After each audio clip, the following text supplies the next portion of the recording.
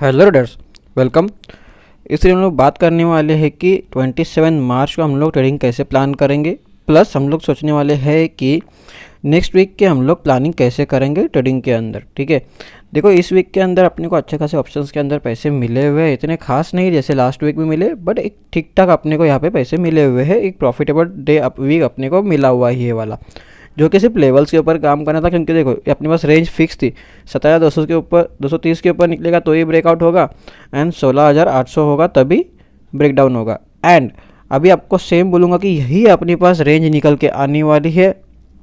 अगर आप बड़े प्लेयर स्विंग प्ले करते हैं एंड अपने गलती से अगर कुछ भी लेके रखा हुआ है, मतलब समझ लो कॉल लेके रखा हुआ है या पुट लेके रखा हुआ है या फ्यूचर्स ऑप्शन बाय करके रखे होंगे या फ्यूचर सेल करके रखेंगे, तो देखो फ्यूचर जो सेल करके रखे हैं उनके लिए जो अपना स्टॉप लॉस रहेगा 17,230 से उसको होल्ड कर सकते हैं लॉन्ग टर्म के लिए। एंड अगर फ्यूचर बाय करके रखा है तो 16,800 के आसपास अपना स्टॉप लॉस रख के उसको होल्ड करना है। एंड देखो अभी सेल करवा रहा हूँ तो प्रॉफिट कल मिल जाएगा। आज शायद से उन्होंने बुक भी करना पसंद करूँगा मैं, कल मतलब 24 मार्च को इन्होंने बुक भी थोड़ा बहुत किया रहेगा, क्योंकि अच्छा खासा मार्केट डाउन आया। डाउन क्यों है इसका हम लोग बात करने वाले हैं। देखते हैं पहले कि कल का मार्केट कैसा रहा, मतलब 24 मार्च फ्राइडे का मार्केट कैसा रहा। देखो सिंपल सा था, फर्स्ट डाउन आया मार्केट, डाउन आने के बाद में मार्केट थोड़ा सा अप रिकवरी किया, जैसे कि आप देख सकते हैं। डाउन आया, ऊपर गया थोड़ा सा, बाद में यहाँ से वापस नीचे आया, इधर ट्रेड बना, इधर गया ऊपर, बाद में एम पैटर्न बना के नीचे, एम पैटर्न का रिट्रेसमेंट, बाद में 70 का रिट्रेसमेंट एंड नीचे। मतलब कल का रिलीसेशन एक तरफ से ऑप्शन बायर्स के लिए अच्छा था, ऑप्शन सेलर्स के लिए भी अच्छा था, क्योंकि अगर वो सेल करते हैं तो अगर वो डीके खाने के लिए बैठे थे तो उन लोग के लिए अच्छा नहीं था। लेकिन सेल सिर्फ करते, अगर समझ लो कि कॉल सेल करके बैठे रहेंगे तो इनके लिए भी अच्छा था। लेकिन डीके खाने के लिए कल का मार्केट इतना खास नहीं था, क्योंकि समझ लो फर्स्ट हाफ में अपने को थोड़ा बहुत डीके मिला रहेगा, देन बाद में ये मूवमेंट अच्छा खासा आया था। ओके, तो कल का मार्केट अपने को ऑप्शन बायर्स के लिए ठीक ठाक रहा है। अभी आते हैं मंडे एंड नेक्स्ट वीक की प्लानिंग करेंगे। नेक्स्ट वीक का प्लानिंग सिंपल है अपने पास। देखो मैं डेली चार्ट आपको दिखाना चाहूँ एंड उसके बाद मैं आपको वीकली एंड मंथली चार्ट भी दिखाता हूँ, तो आपको थोड़ा बहुत कुछ आइडिया मिल जाएगा उसके अंदर। देखो डेली चार्ट में क्या था, ये हम लोगों ने पहले बात कि ये तो दो कैंडल बनी है, ये थोड़ी सी गड़बड़ लग रही है, क्योंकि इसके ऊपर मार्केट निकल नहीं रहा है एंड दोनों डोजी बनी हुई है, तो ये थोड़ा सा ऊपर जाने के खतरा यहाँ पे लग रहा था, जो कि सेम हुआ। उस दिन नेक्स्ट डे मार्केट नीचे आ गया, वापस से मार्केट ऊपर आने की कोशिश किया एंड एक काइंड ऑफ क्या बना रहा है, डब्ल्यू फॉर्मेशन बनाने की कोशिश कर रहा है। लेकिन डायरेक्टली डब्ल्यू फॉर्मेशन इसको हम लोग नहीं बोल सकते जब तक ये 17,230 के ऊपर सस्टेन ना करे। इसको राउंड फिगर कर देंगे 7,250 के ऊपर सस्टेन ना करे, तब तक हम लोग इसको डब्ल्यू फॉर्मेशन भी नहीं बोलेंगे, प्लस ब्रेकआउट भी नहीं बोलेंगे।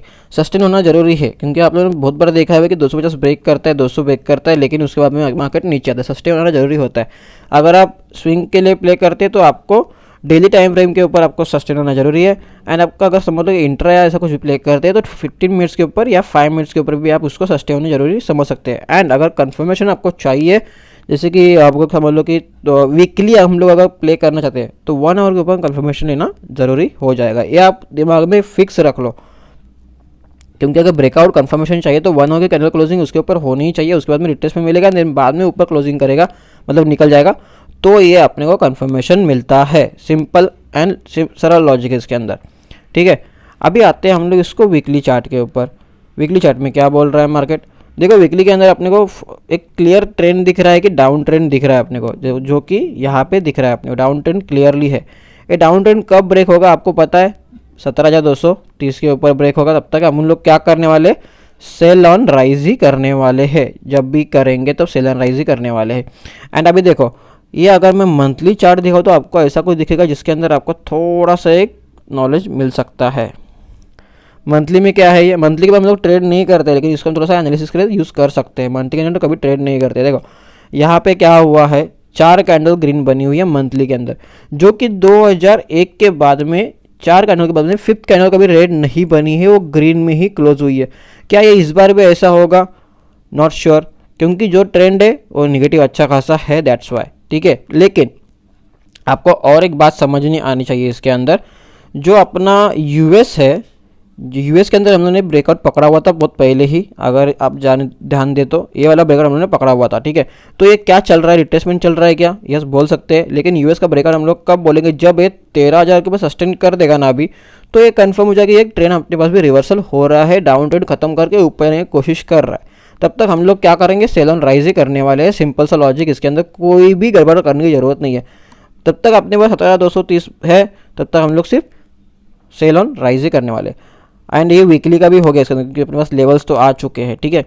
अभी आप बात करते हैं कि कल क्या होने लगा, मतलब मंडे को क्या होने वाला है। देखो यहाँ पे यूएस ने एक अच्छी खासी बाइंग दिखाई है, नीचे से अपने को सपोर्ट ले लिया, 12,600 से सपोर्ट ले लिया एंड मार्केट ऊपर जा रहा है। तो हम लोग एक मंडे को गैप अप देख सकते हैं, लेकिन ये सस्टेन करेगा क्या, वो अपने को मंडे सुबह जब यूएस मार्केट ओपन होगा तभी समझ में आएगा। लेकिन यहाँ तक अपने को अभी तक दिख रहा है वो गैप अप ही दिख रहा है। एंड ये बहुत लोग अभी कल BTST लेके करेंगे। देखो मैं बोलता हूँ कि BTST एक प्योर गैम्बलिंग ही होती है, कितना आप एनालिसिस कर लो गैम्बलिंग ही होती है। सो जो प्ले करना है आपको, इंट्रा का प्रॉफिट होता है ना, उसके ऊपर ही प्ले किया करो, बाकी कैपिटल के ऊपर BTST करना गलत होगा, क्योंकि आपको उतना रिस्क आपको पड़ता है। क्योंकि देखो आपको पता नहीं है कि यूएस रात को क्या करेगा। अभी कल समझ लो कि बहुत लोग जो है पुट लेके रह के गए रहेंगे या फ्यूचर सेल करके गए रहेंगे, जबकि मार्केट 930 के आसपास था पहले से। तो बहुत लोग सोचेंगे कि 17,000 के नीचे सस्टेन कर रहे हैं तो हम लोग लेके चलते हैं। लेकिन जो कैपिटल पे गए रहेंगे उनका तो रिस्क अच्छा खासा लगा रहेगा, बिकॉज देखो यूएस ने यहाँ पे अच्छा खासा एक ऊपर अप मूव दिखा दिया। अगर इन मंडे मॉर्निंग को कुछ नहीं किया अच्छा आपने तुम्हारे हित में, तो आपको लॉस लगना ही है। सो कैपिटल के ऊपर BTST करना गलत है। आपका इंट्रा का प्रॉफिट है तो उसका आप रिस्क के हिसाब से कर सकते हो। अभी समझ लो कि कल आपको पुट लेना था जो कि थोड़ा रिस्की था, मतलब 60-70% रिस्की था, तो आप उसका सिर्फ 25% यूज़ करो। आपको 50-50 श्योर है तो आप 50% 40% का अपना इंट्राडे का जो प्रॉफिट है यूज़ करो। देन बाद में अगर आप 70-60% श्योर हो कि हाँ कल गैप डाउन होने वाला है या आपको जो गैप अप होने वाला है, तो उसको यूज़ करो 60 to 70%। इंट्राडे के कैपिटल जो प्रॉफिट होता है उसके ऊपर ही करो। एंड प्रॉफिट नहीं है मत करो, कुछ नहीं जा रहा है अपने को, इंट्रा में जितना मिलता है उतना अच्छा रहता है। एंड आप स्विंग करते हैं तो स्विंग के लिए भी सेम ही लॉजिक होता है। आपको स्विंग आपको करना है तो आप एक स्टॉप लॉस फिक्स रखो, टारगेट फिक्स रखो, टारगेट आने पे थोड़ा क्वांटिटी बुक, बाद में उसको ट्रेलिंग करते करते चल सकते हैं। स्विंग के अंदर ऐसा ही करना है आपको, ठीक है। अभी आते हैं मंडे गैप अप के बाद में हम लोग क्या करेंगे, या गैप डाउन होगा या फ्लैट ओपनिंग होगा तो भी क्या करने वाले हैं, थोड़ा सा इसके ऊपर डिस्कशन कर लेते हैं। एंड इसके लेवल्स भी निकाल लेते हैं जो मंडे के अपने काम में आने वाले हैं, ठीक है। हम लोग लगा लेते हैं 50 मिनट चार्ट। अभी यहाँ पे देखो मार्केट क्या कर रहा है, एक डाउन ट्रेंड में है, सिंपल है। लेकिन हम लोग मंडे को जब पुट ट्रेड करेंगे, ये मैं फ्लैट ओपनिंग की बात कर रहा हूँ, पुट हम लोग कब लेंगे, जब 16,880 ब्रेक होगा तब हम लोग पुट लेंगे, जिसका टारगेट रहेगा 16,850 फर्स्ट। इसके बाद में 800 तक का टारगेट निकल गए थे एंड 800 के बाद में एक रिट्रेसमेंट लेंगे एंड अपन लोग एक अच्छी खासी पोजीशन डाउन साइड बना सकते हैं, क्योंकि ब्रेक डाउन हो जाएगा, ठीक है।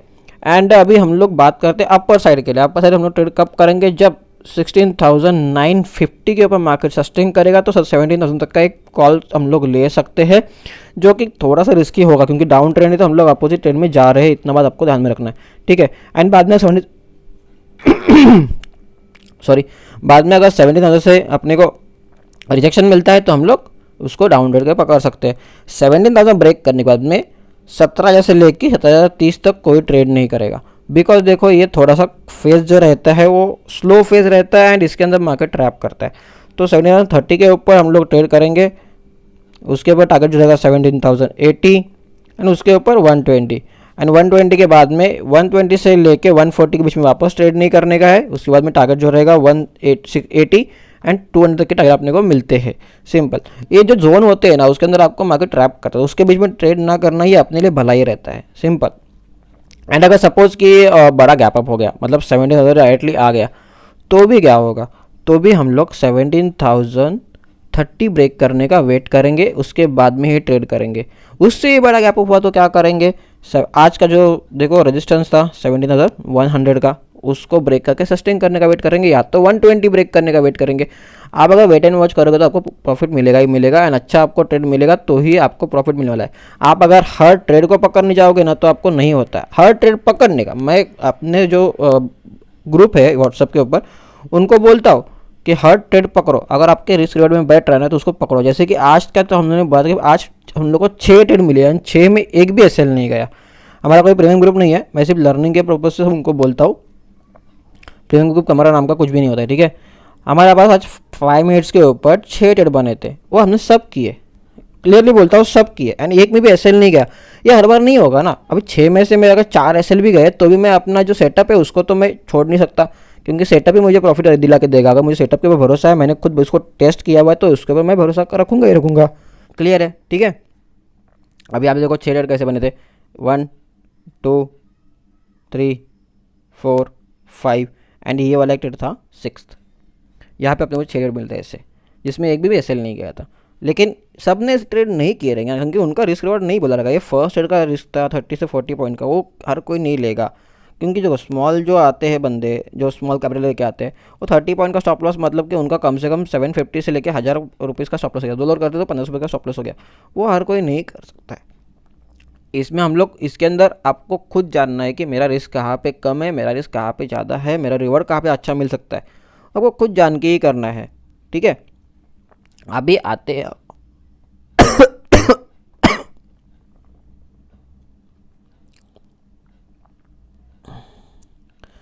अभी आते हैं पहले bank Nifty. And bank Nifty के आने से पहले आज जो मार्केट गिरा है वो क्यों गिरा है उसका रीज़न तो आपको जानना पड़ेगा।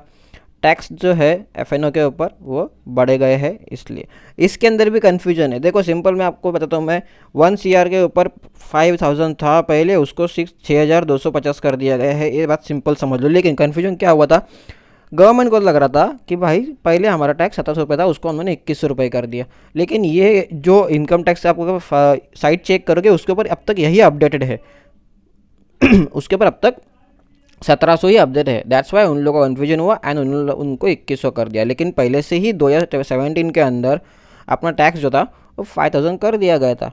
लेकिन ये कन्फ्यूजन बाद में दूर किया गया एंड उसके ऊपर थोड़ा सा वो लोग बोले क्लियरली कि हम लोग उसको थोड़ा सा चेक करेंगे एंड बाद में वापस से अपलोड कर देंगे, सिंपल।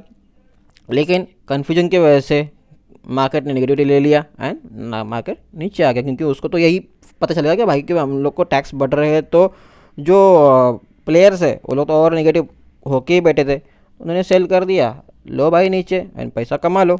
एंड जो सिर्फ बुल करते हैं या सेल करते हैं उनको तो भाई ऐसा है कि एक स्विंग ही पकड़ना पड़ता है। जो दोनों तरफ के खिलते हैं उनको यहाँ पे मार्केट पैसा देके जा रहा है। अभी आते हैं हम लोग बैंक निफ्टी के ऊपर। बैंक निफ्टी में देखो सिंपल लेवल्स है, इसके अंदर कोई चेंजेस नहीं करना है अपने को। अपना जो वीकली टारगेट, वीकली के जो ब्रेकआउट रहेगा वो 40,250 के ऊपर होगा एंड ब्रेकडाउन होगा वो 38,500 के नीचे होगा। ये रेंज अपने को क्लियर समझ में आ गई है। डेली बेसिस पे इसके ऊपर नीचे क्लोजिंग मिलती है तो हम लोग इसके ऊपर ट्रेड करेंगे। ठीक है, अभी आते हैं flat opening and gap up gap down के ऊपर ओपनिंग होती तो जो देखो ये लेवल लगे हुए हैं उसके बीच में अपने ट्रेड करनी है। ठीक है, अपने को देखो फ्लैट ओपनिंग होता है तो हम लोग फर्स्ट ट्रेड जो करेंगे 13,400 के ऊपर करेंगे, जिसका फर्स्ट टारगेट रहेगा 540, उसके बाद में 600 एंड 720 770। देखो 720 से लेकर 770 के बीच में हम लोग ट्रेड नहीं करेंगे, आपको ये मैं क्लियर बोलता हूँ, क्योंकि ये जोन है, इसके अंदर मार्केट ट्रैप करता है। तो 50 पॉइंट छोड़ देंगे कोई फर्क नहीं पड़ता है अपने को, क्योंकि हम लोग पहले से ही इतना ट्रेड लेके बैठे हुए एंड ट्रेडिंग एसल कर रहे हैं तो ठीक है, हम लोग ट्रेडिंग एसल करते करते जा सकते हैं, लेकिन हम लोग नया ट्रेड इधर एग्जीक्यूट नहीं करेंगे। सेम गोज फॉर हेयर, यहाँ पे जो 610 के नीचे 500 तक है वहाँ पे हम लोग ट्रेड नहीं करेंगे क्योंकि ये जोन है वैसा, दैट्स वाई। अभी देखो नीचे के लेवल्स कैसे आएंगे, हम लोग नीचे का ट्रेड तब भी करेंगे जब 39,220 ब्रेक करेगा, तब उसका फर्स्ट टारगेट 140 देन बाद में 940। लेकिन अगर गैप डाउन नहीं होता तो हम लोग क्या करेंगे, गैप डाउन के इसमें बीच में 38,940 ब्रेक करने का वेट करेंगे। सस्टेन होता है तो हम लोग पुट साइड का ट्रेड कर सकते हैं, जिसका टारगेट रहेगा 38,770 एंड 38,610 तक। सिंपल लेवल्स, कोई इसके अंदर अपने को ज़्यादा ढूंढने की ज़रूरत नहीं है। सिंपल लेवल्स पे काम करेंगे, पैटर्न्स पे काम करेंगे तो अपने को अच्छा खासा पैसा मिलेगा ही मिलेगा। एंड इसी देखो मैं जो प्योरली करता हूँ लेवल्स के ऊपर ही काम करता हूँ एंड एक हमारा अल्गो भी बना के रखा हुआ है जिसको मैं थोड़ा सा फिल्टरेशन के लिए यूज़ करता हूँ, जिसकी प्राइस से उन्होंने रखी है 2499 एंड इसको फर्स्ट 10 मेंबर्स जो रहेंगे उनको मिलने वाला है 2000 रुपीज़ में। देखिए हमारे अल्गो की प्राइस जो है 2499 है एंड उसका जो फर्स्ट 10 मेंबर्स रहेंगे उनको 2000 रुपये में मिलने वाला है एंड ये लॉन्च होगा 2000 सब्सक्राइबर्स के ऊपर ही लॉन्च होने वाला है।